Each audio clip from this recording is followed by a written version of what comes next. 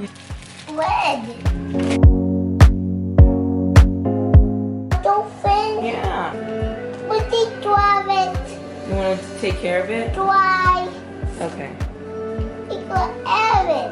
You want me to take care of it? It's big, right? You need the tower. A towel. You took the dolphin out? Need the tower. Towel. You need the towel? You want to dry them off?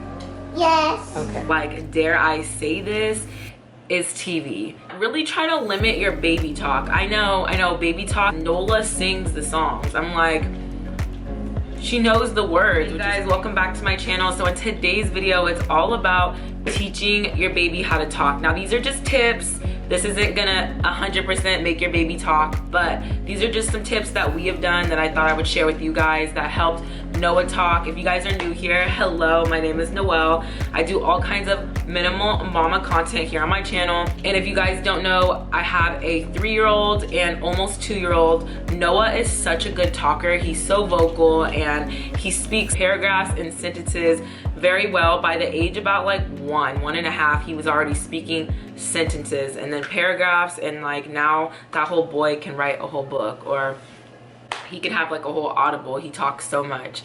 But anyways, I just thought I would share my tips and what we have done, what we have used to help Noah talk and be a little bit more advanced for his age. Now, just keep in mind, every baby is different. Every baby's personality is different. So don't take this video and don't compare or project it on your kid. Everyone's kid is different. Every kid moves at different pace, and that is okay.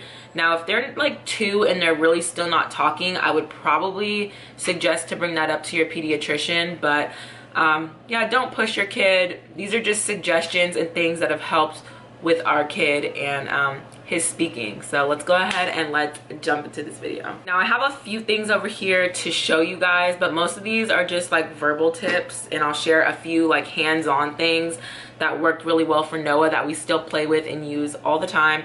Also, if you guys are new here, we really focus on Montessori lifestyle. So everything we do is kind of natural, open-ended, and yeah, so we love our Montessori lifestyle here, and that's kind of what we definitely stick to in every aspect of parenting. So that's also something to note. I have my coffee here.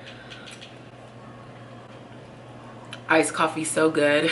All right, so the first thing is gonna seem really obvious, but this is something that we have done on the daily with Noah and Nola, and we do it all the time, is talking to your child daily.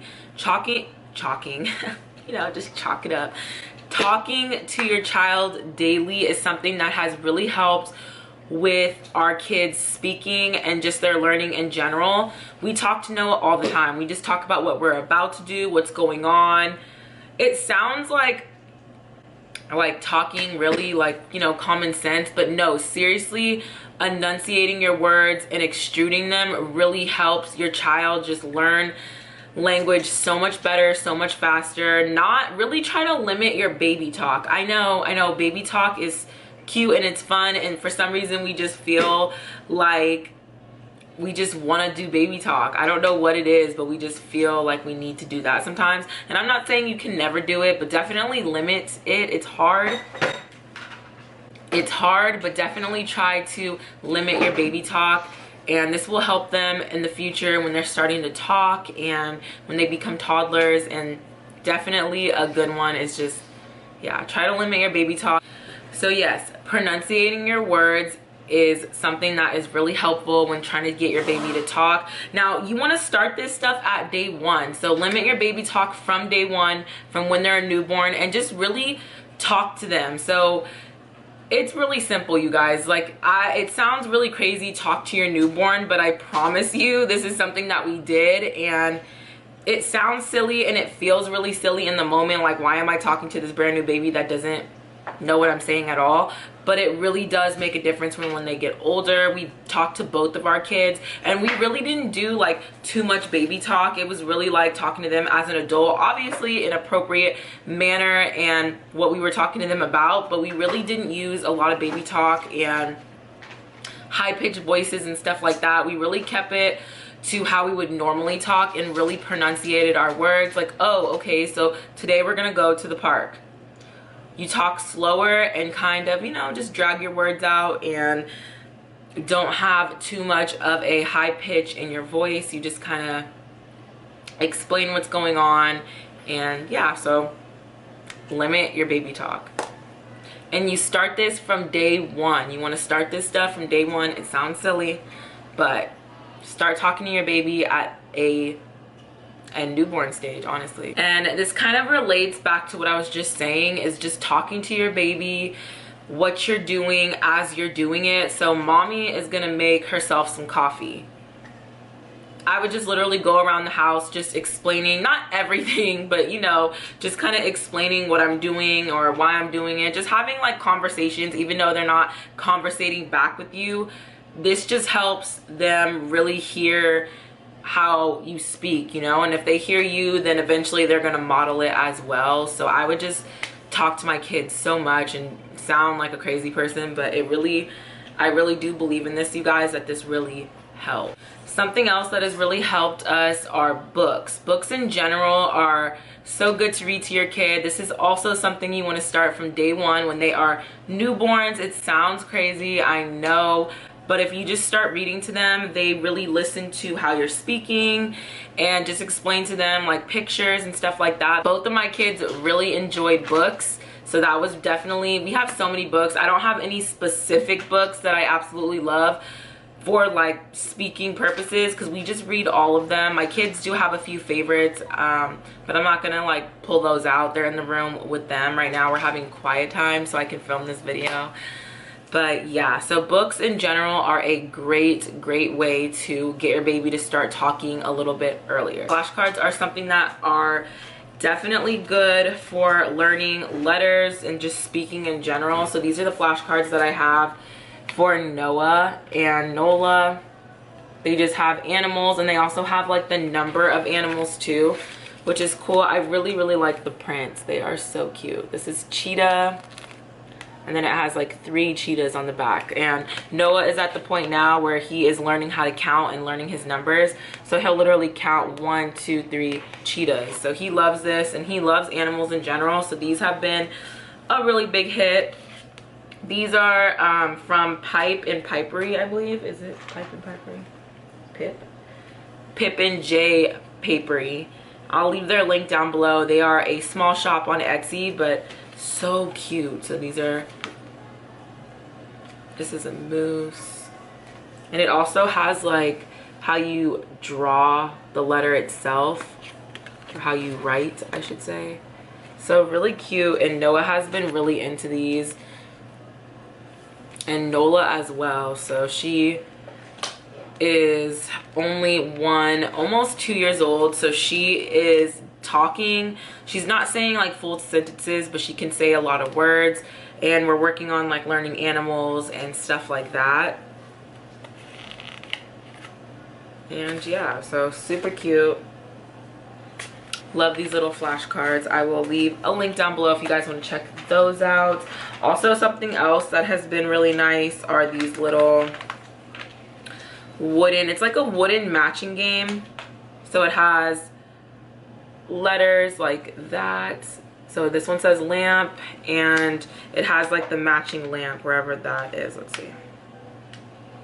So you're supposed to match the letters with the pictures. Now Noah isn't able to do this yet because he can't read just yet, but he is able to look at the pictures, and he knows what the pictures are, so that's really cool. And then eventually he'll be able to match them. So this is, you know, boats, socks. He knows like all of these. So these are really good for identifying little objects and animals and things like that. So I really enjoy these, and there's a whole bunch of them. Also multi-purpose. The kids love these. They use them as like little coins or like little money in their little play kitchen and stuff like that. So I think these are really cute, and they serve multi-purpose, which is always great. So I definitely recommend something like this where it just has objects. These are like kind of similar to flashcards as well, but in a little different form. Oh, here's the bath one. This one's really cute too. So definitely love these, and these are also by a small shop. I'll leave both of the links down below for these items if you guys want to check them out on your own. Something else that has been great are puzzles. So Noah is working on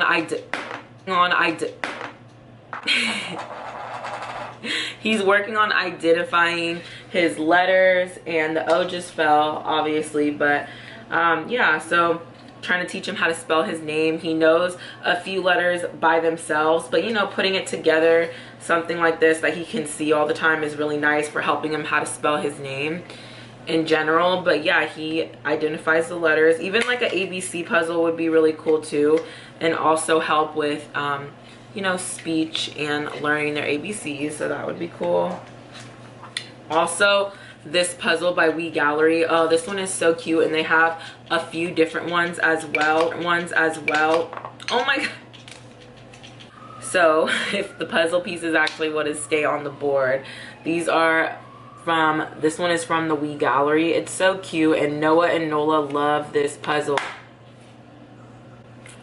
Bye, son.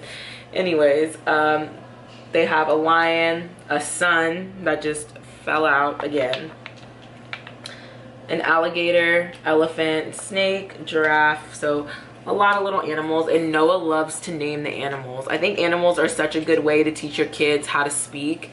They just seem to really like animals, so definitely recommend some kind of like fun puzzle where they can really be interactive with it. These are nice because they're wooden, and the kids also can play with these little pieces by themselves. So really cute, and just really cute. I love it, and it really has helped the kids with their speech, just puzzles in general. So I think that this is a really good one, but there's so many puzzles out there.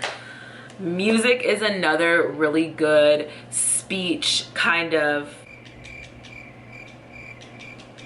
Music and nursery rhymes are a really good way for your kid to develop in their speaking and their language. Also, the kids right now are actually listening to Cocomelon, and that's one of their favorite. It's a little annoying and it's not my favorite, but the kids love it, and it definitely helps with all kinds of words and sentences, and they love to sing the songs. You guys, Nola sings the songs. I'm like, she knows the words, which is crazy because she's not like full out saying sentences, but you put on a song and you best believe she is singing that song. I'm like, she's like singing the beat, like humming the beat and just saying some words. I'm just like, oh, crazy. So music and nursery rhymes are definitely a really good one. So do I recommend Cocomelon? Yes, if you can stand it as a parent.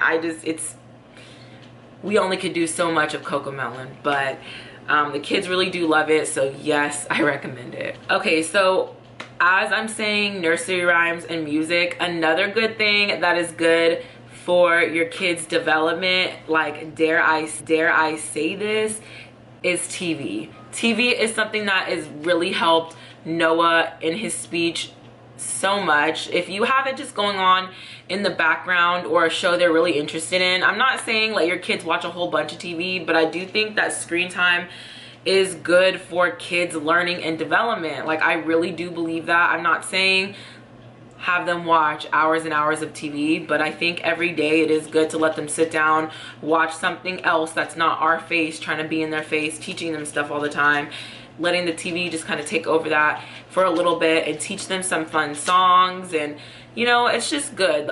Educational shows, really. So personality is definitely something that, again, plays a really big part in your child's speaking and all of that. So I don't want you to take all of this and be like, well, my kid is still not speaking.